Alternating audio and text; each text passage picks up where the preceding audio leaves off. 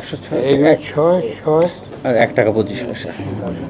আচ্ছা, আপনি জানেন যে আমাদের এখানে যে তেল, জ্বালানি তেল, যে তেল ব্যবহার করা হয় তার বেশিরভাগ হচ্ছে ডিজেল চালিত বাহনগুলো বেশি, সেখানে বেশি, অল্প কিছু তারপর হচ্ছে অকটেন আর হচ্ছে পেট্রোল।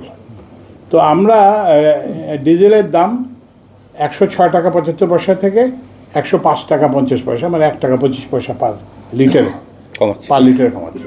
অকটেন, পেট্রোল এগুলো তো মানে বড় লোকরা ব্যবহার করে, তো এদেরটা 6 টাকা কমানো। এর কারণ হচ্ছে কি যে এগুলোর পরিমাণ খুব কম, তো ওই জন্য এটা কমালে এটা খুব একটা ইম্প্যাক্ট হয়। কিন্তু ওখানে ওই 1 টাকা 25 পয়সা কমাতে আমাদের যান বেড়ে গেছে আর কি।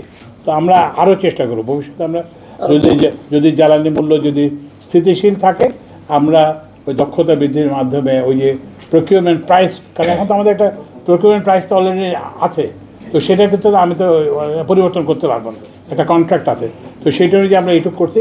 তো আপনাদের ভবিষ্যতে আমাদের চেষ্টা থাকবে যাতে আমরা এটাকে আরও কমাতে পারি আর কি। যদি